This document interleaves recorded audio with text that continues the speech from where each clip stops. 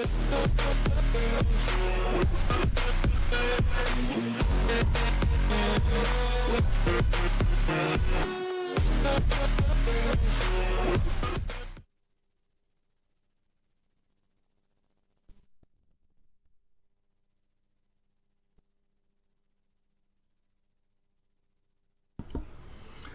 up, good people? What up, what up, what up, what up? Let me get a mic check before we get started. Make sure we're rolling. Let me check my levels. Check one, check one. Okay, looks like we're good on my end. Y'all good out there in YouTube land? Where you at, if you're at your prospective homes, if you're on the East Coast, no prayers to you. I hope you not affected by the little hurricane that's out there or a tropical storm or whatever's going on with it. We missed out on it, so we good. Okay, 86 Ghost say mic check. We ready to go? Let's get this thing started. So again, welcome. Sip the Talent Films. I'm Coach Evans. And appreciate you guys tuning in. You could have been anywhere in the world, but you chose to be here with me for a quick 15, 20, 30 minutes. And like I said, this one's not going to be real long because Ryan Stanley is an animal. Like, it's a certified animal, especially against the Bengals because... And I'll get into that in a second. But let's go through the housekeeping stuff. This is your first time here. Make sure you hit the like button, smash the like button. Share it also. If you feel like it's a worthy conversation to have with somebody else, go ahead and share it. And subscribe if you don't. If you don't subscribe, go ahead. But I think most of y'all subscribe because y'all part of the notification gang. And if you're not, when you subscribe, hit the bell so you can be notified when we drop these random live streams. Because until we get some real footage, this stuff's going to be dropping randomly. There's no real schedule tied to it. Alright. Second thing up. Summary of episode 1. This is a 4-part series on Ryan Stanley. It was going to be 5, but it's 4. It's 4-part series on Ryan Stanley. The first episode was of Ryan Stanley versus Myles Garrett. And that was a good battle, which I think Stanley won. Myles Garrett did some stuff against him, but I think Stanley just wore him out. He wore him out. Second one was a younger, more energetic, more lively Bud Dupree for the Steelers. He tried all different kinds of moves, but Stanley, was off balance some, but he withstood the bull rush, the speed, the power, the hand fighting, anything Bud Dupree countered with. Stanley shortly countered with a move that could kind of stop it or keep him from producing. And J.J. Watt never went against Stanley in that first game. Never. I mean, not J.J. Watt. T.J. Watt. T.J. Watt never went against Stanley in that game. So that's why that video was all Bud Dupree. All right. And one more housekeeping thing before we get out of here. I got a PayPal donation from BH. I don't want to put his government name out there. He might not want it out there. But I appreciate you for dropping the 25 in the PayPal. And I didn't see it till after the stream was over with. So, don't charge it to my head. Charge it to my heart. Because I just didn't see it when the stream was on. And I saw it shortly thereafter. But this is the first time I've streamed since I saw it. I appreciate you. And I appreciate all you guys that support. So without further ado, let's get into this Ryan Stanley thing.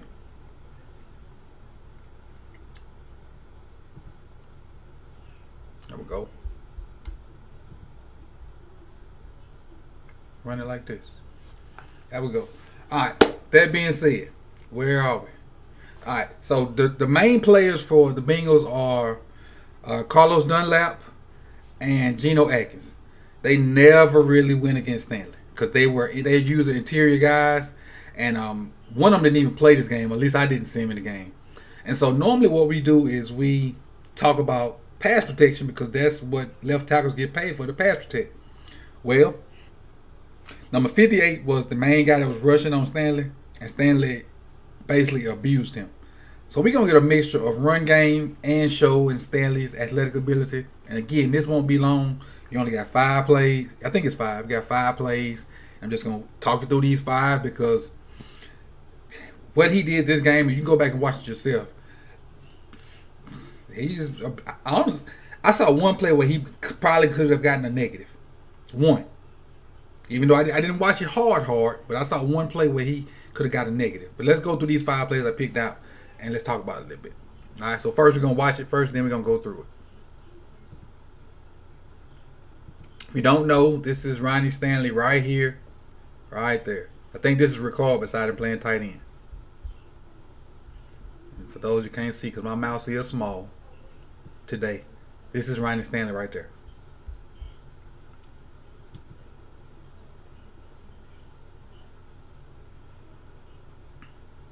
Look at that. Bam. So what I want to talk about on this is, first of all, awareness. Not awareness. First of all, his feet. His feet. He's going to scoop this guy. He's going to scoop this guy out. So that means he has to get his body over here by this X to turn him out so he can't get into play. Watch his footwork. And we always talk about his quick first two when he pass setting. Watch it in the run game now. I'm going to run in slow motion.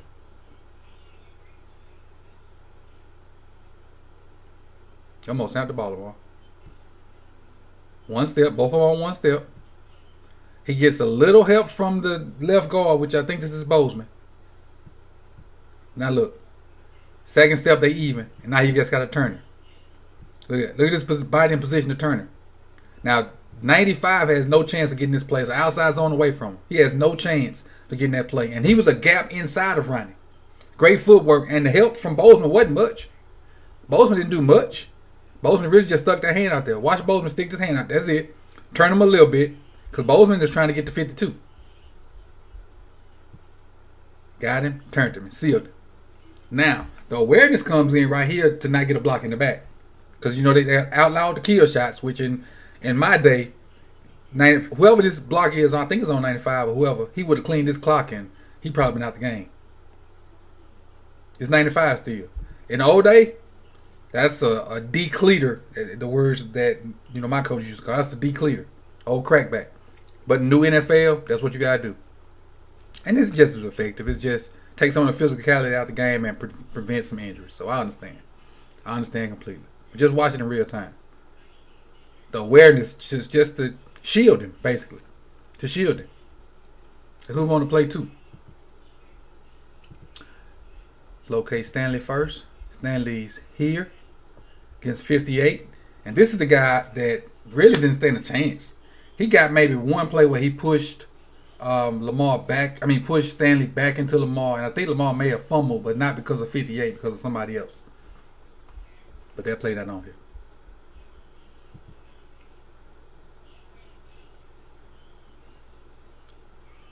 And yeah, he got a little help from Bozeman, but still. Watch the footwork.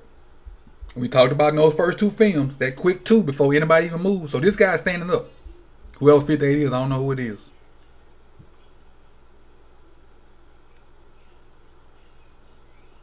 One, 2, to 58's 1.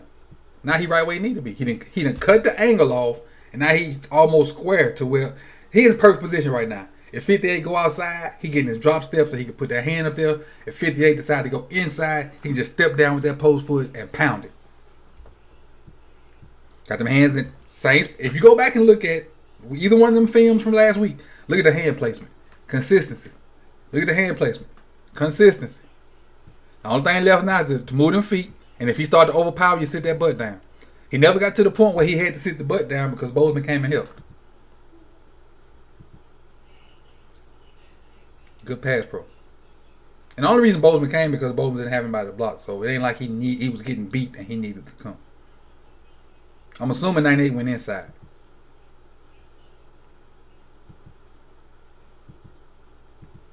He did. Alright, so again, and if you look at this film, a lot of that pass, a lot of the pass plays, you see 58 doing this and getting blocked, or coming off the ball and him and Stanley just standing there having a conversation because he knew he couldn't beat him.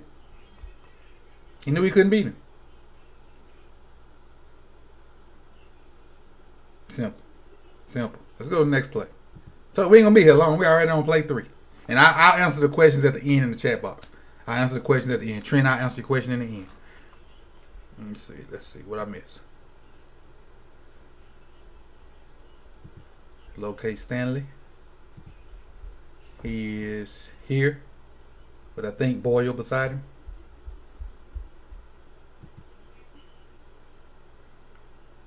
Athletic ability. Athletic ability. And the reason I put this on there, I'm going to explain it to you right now. All right, let's bag on up. No need to go into the whole thing. Bag it right where I can start talking. So right now it's just a big jumble of huge bodies right here. A big jumble of huge bodies. Lamar's gonna boot out. So now he needs a lead guy, because in the Ravens offense they always have like a lead guy to boot out with him. In this case, it's Stanley. Now Stanley is 300 something. This dude's probably 210, maybe 215. Probably way more athletic, way more agile. Normally when O linemen come out here with skill guys, the skill guys run around them and fake them out, because the linemen, they come out there not under control. Well, I'm gonna leave it at that. Not under control. Out of control is like maybe the term I want to use. But now look at his running. Just watch his running form. Watch his running form. Knees up, pumping his arms. Knees up, pumping his arms. He not out of control. He homing in on 42, and not even to knock him out. Most big men don't even get their hands on these guys. They spin off of them. They do something to make a miss, then they go make the tackle, or they just cut it. This dude he absorbed his block because Stanley's athletic enough to finish. And not only did he get his hands on him, he drove him. He wasn't able to get away. Now at this point he was able to get away because the other kid's athletic ability kind of took over. But still, big men like this, it's like a lot of tackles in the league that can do this. Now, look at the running form. He just running like a fat skill guy. Like a fat skill guy. Kind of like myself. Fat skill guy.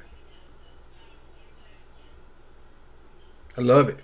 There ain't a lot of guys that can move like that, man. That's why he in line for the big bucks. That's why we doing this series. So when he get this money, we don't want nobody out there complaining to him he ain't deserve it. That's why we doing this series.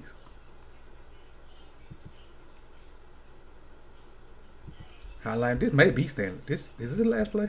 No, this play 4. We got one more after this. All right, Stanley right there.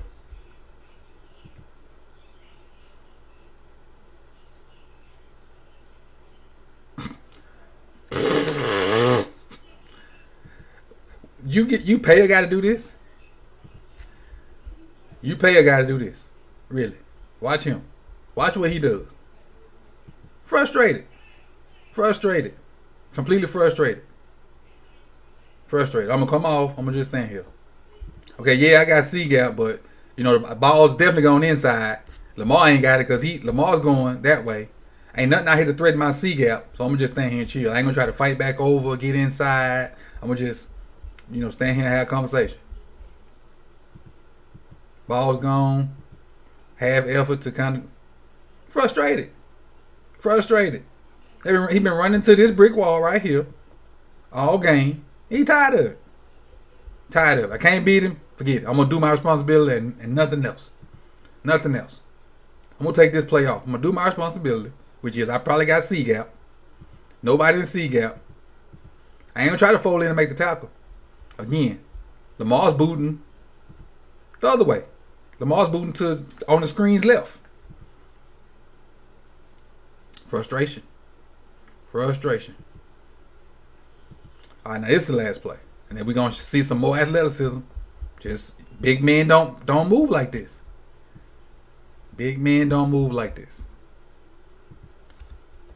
Just watch.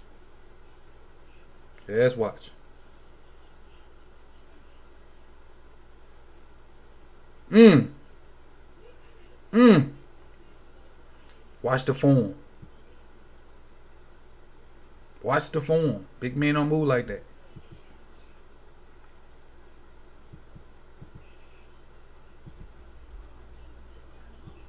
Here we go. Look at that. Good form. He ain't wobbling. He ain't off balance. Good form. Look at that. That's good running form. Impact. Boom. See the hole? You see the hole right here? Because of his pull. That's it right there. That's it. I got a seal right here and a kick out right here. Bam, hit it. That's the old Vince Lombardi commercial. So it ain't much pass pro to show you from Ronnie Stanley this game because he obliterated 58. 58 was the main guy that was on him trying to pass rush, and it was ugly. Capital UGLY. And like I said, they did get one pressure and Lamar fumbled, but I don't think it was because of Stanley. Somebody else may have gotten to the interior and 58 just kind of fell in at the last second. He didn't even recover the fumble. He just was around the ball. But we got one more game we're gonna show you, because remember, he didn't play the last game of the season versus Pittsburgh, and he didn't. I don't think Myles Garrett played the second game versus Cleveland. So the next game we see may be the Bengals again.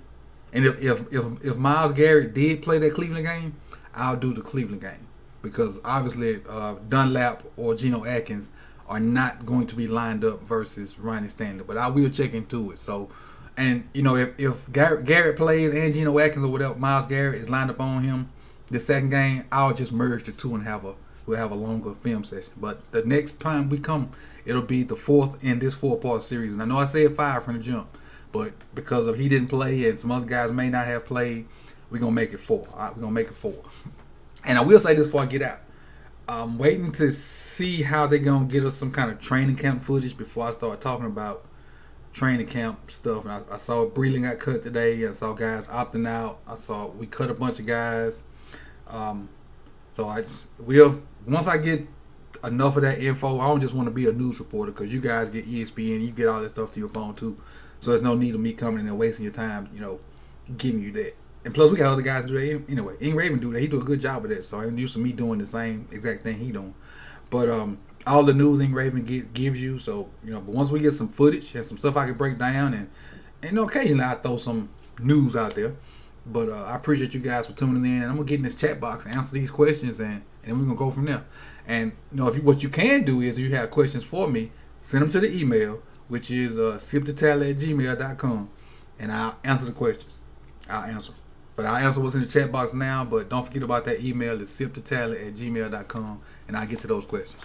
Let's see what in the chat box. 86 Ghost, what's up? Burton, what's up?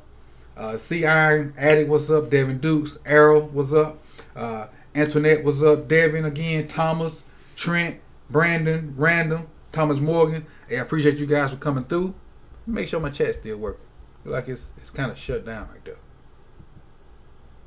Make sure it's still working. Make sure we still good. Oh yeah, there we go. Stanley was disrespectful for that game, definitely, most definitely. Coach, can you do the same thing for Zeus? If I do it for Zeus, it'll be run game, because we know Zeus is not the greatest pass blocker. But I'm doing it for Stanley because he's up to make the money. But if I do something for Zeus, it's going to be in his mauling in the run game. So depending on how we get footage or some kind of knowledge of what's going on in practice, that may determine if I have the time to do what's going on with Zeus. Because I got a whole nother month at the crib. Yeah, I know what my regular profession is. I got a whole nother month. No, at the end of this month. At the end of this month, that's when I go back to work. But so depending on what they give us in the media, and I know they're not gonna have a lot of people around. I don't know if they're gonna have cameras set up or what, that we can see some kind of practice. I know the coach is gonna love not having cameras there, but we still gonna be starving for some kind of footage, and we'll talk about it when we get it. Coach, is the interior O-line your biggest concern heading to this year? Interior O-line was my biggest concern. It is not anymore. My biggest concern is having those 2 young guys in the middle and them learning the scheme. I know they're going to have the athletic ability to do it, but I would love for them to play early. I think one is going to play early, but I would love for both of them to play early and get it in. But the reason this is my concern is because there's no OTAs, no preseason games. So their first snaps are going to be meaningful snaps, which I think is going to hurt both of them. Which that helps. Who we kept? Fort. That helps Fort. That helps Fort out. Fort was there last year, and he's gonna probably be a starter because he knows the offense, and there's no time for these kids to get reps against, another team. So all the returning people are going to be able to have a leg up on other guys. And the reason the interior line is not a big thing to me because of Fluker. Fluker played a bunch of big games in Seattle. He looks to be in pretty good shape. I know he's strong as an ox. And if he takes on the role of what Young was doing, down blocking and double team with the center, That's why it doesn't concern me, because then you got Bozeman coming back, whichever center lines up, and we got maybe two of the top 10 or 15 left tackles in the game right now. I'm not left tackle. I mean tackles period. Tackles period. Maybe two of the top 20. I know Stanley's probably 2 or 1 on a lot of people's boards, but Zeus ain't bad. Zeus not bad at all, especially for what he do. Get better at pass pro, get a little light on his feet. Look out. We're gonna have probably two of the top tackles in the league if that happens with Zeus. Coach, do you think Chauncey Rivers or John Docker has a chance to make this team an edge rusher? I think from what I saw from Docker, he's fast, but I think Chauncey is more technique sound and stronger. Docker looks good. You go to the beach with Docker, he probably can get all the girls. He looks good. Chauncey's a football player. And I know what I'm finna say, y'all, a lot of people not gonna agree with. So it's a huge ass difference between JMU and Mississippi State. A huge difference. It's a huge difference between JMU and Mississippi State. So I'm gonna get an edge to Chauncey Rivers every time, and not because of my roots in Mississippi. It's just a huge difference in football. Chauncey should be more prepared, more mentally ready for what's about to happen. You don't get that at JMU. And I mean, it'd be different if he dominated, but the other dudes on the other side of him was probably just as good as Docker. They had 2 guys that almost were spitting images of each other, and so I think Chauncey, if it's down to them 2, I think Chauncey will make it. What else? Tunsil doesn't move like that. Tunsil does not move like that. He does not. That's why we gonna have to pay Ronnie, because Tunsil don't move like that. Let's see what else. What else we got? Is there a way to identify the one hater? What? Somebody thumbs down this thing? Hey, I don't care about them. If you don't have no haters, you ain't popping. That's the way I see it. If you don't have no haters, you ain't popping. Last question, Devin Dukes. What are the benefits and downsides for the O-line with the QB is mobile? The downside is potential holding calls because you don't know where the quarterback at. The downside is potential holding calls because you don't know where the quarterback at. The upside is sacks that's not going to be on your record because the quarterback can get out of it. If you blow an assignment or miss somebody or somebody just straight up beat you and the quarterback get out of it, that's a sack that probably should be on your record but ain't. So that's does it make the O-line job easier or complete? It's different. It depends on the play, man. It's positives and negatives with a mobile quarterback. Is because with a pocket passer and a pass play, the O-line know where the quarterback gonna be and they know where what spot they really need to protect. With the mobile guy, he could be anywhere. Especially after like the initial 2 to 3 seconds. And if you turn and look, you're probably gonna get beat. So all you can try to do is mirror the guy that you're blocking after that so long. It's like, and I talked about it, I don't know if it was the first episode or the second episode. It was the second episode with Bud Dupree. Reiner just started mirroring him. Dupree couldn't beat him, so he started like looking, trying to find Lamar, and Reiner just started mirroring him side to side. So I mean, it's pros and cons, and I'd rather have a mobile guy because guys gonna get beat. They human, and I just would rather him be able to. Let me tell you like this: a lot of times people blitz and they have a chance to get to the quarterback. The defense is playing man, so if they don't get home or if they miss the tackle on the blitz, those DBs are running with their back turned. So by the time they turn around to see what's going on, Lamar should have 10, 15, 20 yards, and then. The fact that he is that great of a runner, that could turn into 40 yards, 50, 60 yards. So, I mean, it's pros and cons to having a mobile guy and a pocket guy. And, the O-line is just, you got to morph, adapt, you got to be water based on your quarterback. So, with that being said, man, that's the show for tonight. I appreciate you guys for tuning in. I don't know when episodes 4 coming to you, but it's coming. Episode 4 is coming to you. And again, I appreciate everybody that supported, everybody that do support, everybody that sent something to the Cash App, the PayPal, Patreon, Super Chats. I appreciate it. You guys be safe out there. Wear your mask. Avoid COVID. And if anybody in your family got it, I shoot a prayer for you guys. This is Coach Evans from Sip Tally Films. See you want to see you. Peace.